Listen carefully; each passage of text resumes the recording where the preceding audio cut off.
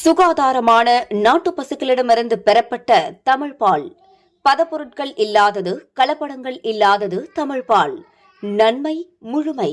டெல்லி சென்றுள்ள அதிமுக பொதுச் செயலாளர் பழனிசாமியின் திட்டம் என்ன என்பது குறித்து நமது செய்தியாளர் ராஜுவிடம் விவரங்களை கேட்கலாம்.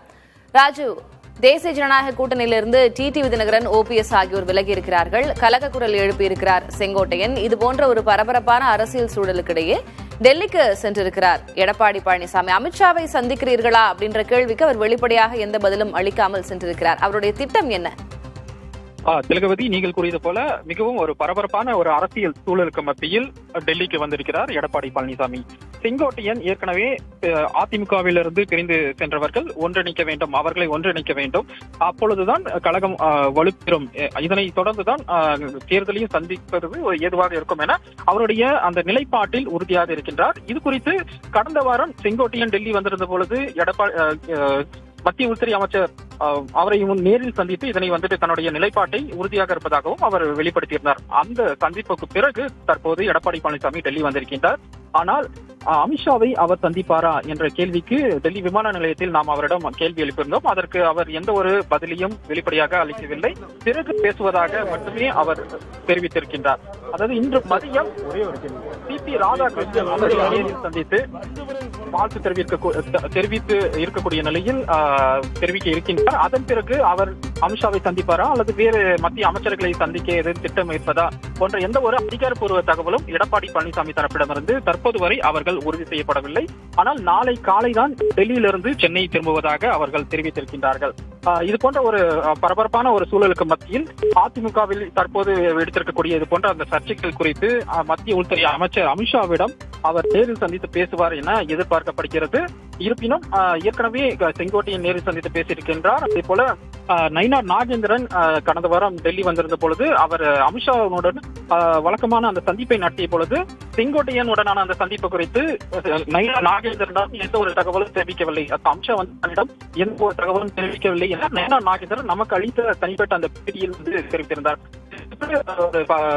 ஒரு சூழல் நிலவும் நிலையில் தற்போது எடப்பாடி பழனிசாமி டெல்லியில் முகமிட்டிருக்கின்றார். இன்று மதியம் குடியரசு துணைத் தலைவரை நேரில் அவருக்கு வாழ்த்து தெரிவிக்கும் அவர் அதற்கு அமித்ஷாவை சந்திப்பதற்கான வாய்ப்பு இருப்பதாக தற்போது இங்க இருக்கக்கூடிய சூழ்நிலை இருக்கக்கூடிய நிலையில் அதே போல பிரதமர் மோடியை சந்திக்க திட்டம் இருப்பதாகவும் அதற்கு நேரம் கேட்டிருப்பதாகவும் சில தகவல்கள் வெளியாகி இருக்கின்றது. ஆனால் இதற்கான எந்த ஒரு அதிகாரப்பூர்வ தகவலும் எடப்பாடி பழனிசாமி தரப்பிடமிருந்து தற்போது வரை உறுதி செய்யப்படவில்லை என்பதுதான் தற்போதைய சூழலாக இருக்கிறது. ராஜு, நீங்க இணைப்பிலேயே இருங்க. முன்பாக எடப்பாடி பழனிசாமி நமது செய்தியாளரின் கேள்விக்கு பதிலளித்திருந்தார். விமான நிலையத்தில் என்ன பேசினார் அவர் என்பதனை நாம் பார்க்கலாம்.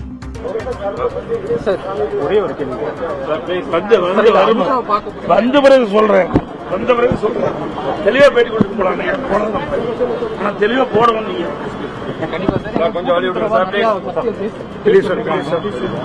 ஏன்னா செங்கோட்டையன் வர பாத்துருக்காரு.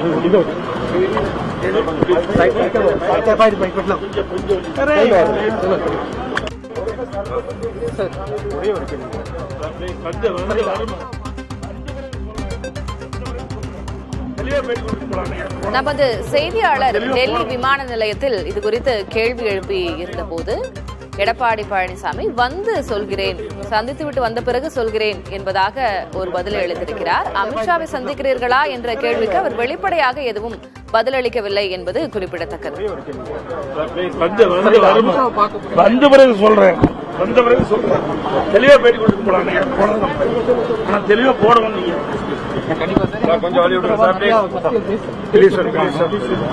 ஏன்னா செங்கோட்டையன் வர பாத்துருக்காரு.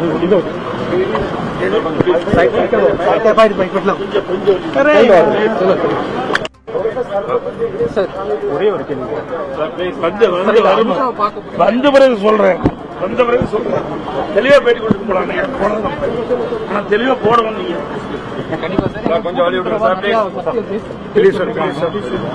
ஏன்னா செங்கோட்டையன் வர பாத்துருக்காரு.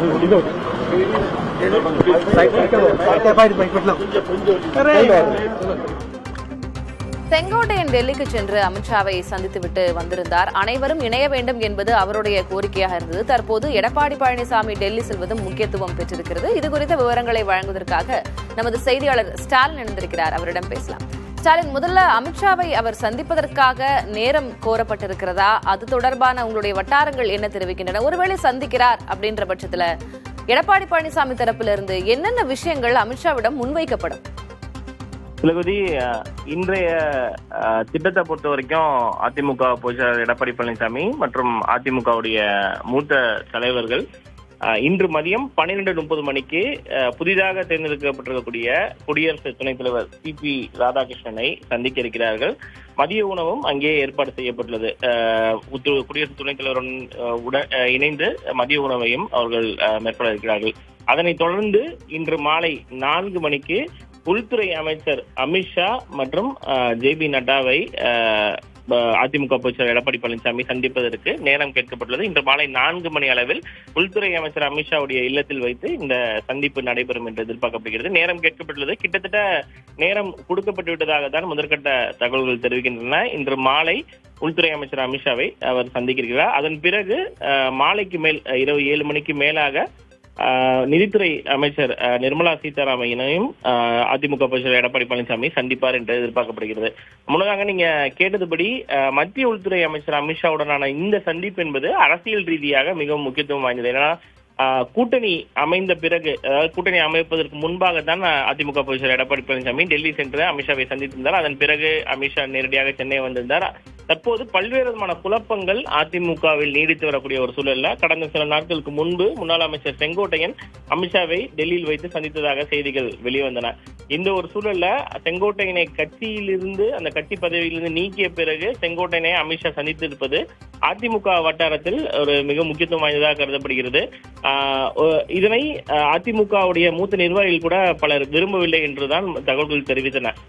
ஏனென்றால் கட்சி பதவியிலிருந்து நீக்கிய ஒருவரை மத்திய உள்துறை அமைச்சர் அமித்ஷா எப்படி சந்திக்க முடியும் என்ற ஒரு கேள்வியை மூத்த தலைவர்கள் கூட அவர்களுக்குள்ளாகவே பேசிக் கொண்டார்கள். இந்த ஒரு சூழல்ல மத்திய உள்துறை அமைச்சர் அமித்ஷாவுடன் இந்த அதிமுக ஒருங்கிணைப்பு தொடர்பாக பேசப்படுமா அப்படின்ற ஒரு கேள்வி என்பது நிச்சயமாக இருக்கிறது. இதற்கு நேற்றே ஒரு பொதுக்கூட்டத்தில் வைத்து, சென்னையில் நடந்த ஒரு பொதுக்கூட்டத்தில் வைத்து அதிமுக பொதுச்செயலாளர் எடப்பாடி பழனிசாமி பிஜேபி, அதாவது பாஜகவுடைய தேசிய தலைமைக்கு தன்னுடைய ஒரு தகவலை தெரிவிக்கும் வகையில் ஒரு பல்வேறு கருத்துக்களை வெளிப்படுத்தினார். குறிப்பாக புனிதமாக இருக்கின்ற அதிமுக தலைமை அலுவலகத்தை அடித்து நொறுக்கியவர் OPS என்றும், அப்படிப்பட்டவர்களை கட்சியில் சேர்க்க வேண்டுமா என்றும், தலைமை கழகம் என்பது அதிமுக தலைமை கழகம் என்பது தொண்டர்களுடைய சொத்து என்றும் கோயில் என்றும், அப்படிப்பட்டவரை மீண்டும் கட்சியில் சேர்ப்பது எவ்வாறு சேர்க்க முடியும் என்ற ஒரு கேள்வியை முன்வைத்தார். மேலும் டிடிவி தினகரனை விமர்சிக்கும் பொழுது அதிமுக ஆட்சியை கவிழ்ப்பதற்கு 18 MLA-க்களை கடத்தி கொண்டு சென்றார், அப்படிப்பட்டவர்களையும் கட்சியில் சேர்க்க வேண்டுமா என்று தொடர்ச்சியாக தன்னுடைய கருத்துக்களை வெளிப்படுத்தினார். இந்த ஒரு சூழலை தான் செங்கோட்டையனை பொறுத்த வரைக்கும் அதிமுக ஒன்றிணைன்னு சொல்லி மத்திய உள்துறை அமைச்சர் அமித்ஷாவுடன் பேசியிருந்தாலும் கூட தன்னுடைய நிலைப்பாடு என்ன என்பதை பாஜக தலைமைக்கு விளக்கும் விதமாக நேற்றைய பொதுக்கூட்டத்தில் வைத்து எடப்பாடி பழனிசாமி பேசியிருப்பது தற்போதைய நிலையில் ஒரு மிக முக்கியத்துவம் வாய்ந்ததாக கருதப்படுகிறது. இந்த ஒரு சூழல்ல தான் இன்றைய சந்திப்பின் பொழுது ஒருங்கிணைப்பு இல்லாவிட்டாலும் கூட கூட்டணிக்குள் இவர்களை கொண்டு வருவதற்கான முயற்சியை பாஜக தலைமை எடுக்குமா என்ற ஒரு கேள்வி எழுகிறது. ஏன்னா தேசிய ஜனநாயக கூட்டணியிலிருந்து இவர்கள் 2 பேருமே வெளியேறி இருக்கக்கூடிய ஒரு சூழல், OPS மற்றும் டிடிவி வெளியேறி இருக்கக்கூடிய நிலையில அதற்காகவாது அதிமுக பொதுச்செயலாளர் சம்மதம் தெரிவிப்பாரா உள்ளிட்ட பல்வேறு விஷயங்கள் குறித்து இன்றைய சந்திப்பில் பேசுவதற்கான வாய்ப்புகள் உள்ளது. தலைவர், நிச்சயமாக ஸ்டாலின், மிக முக்கியமான ஒரு நாள். யாருடைய சமரசத்திற்கு யார் உடன்பட போகிறார்கள் என்பதனை நாம் இன்று மாலைக்குள்ளாகவே பார்க்கலாம் என்று நினைக்கிறேன். உங்களுடைய விவரங்களுக்கு நன்றி ஸ்டாலின். இதே போல செய்தியாளர் ராஜீவும் தகவல்களை வழங்கினார், அவருக்கும் நன்றி. சுகாதாரமான நாட்டு பசுக்களிடமிருந்து பெறப்பட்ட தமிழ் பால், பதப்பொருட்கள் இல்லாதது, கலப்படங்கள் இல்லாதது தமிழ் பால், நன்மை முழுமை.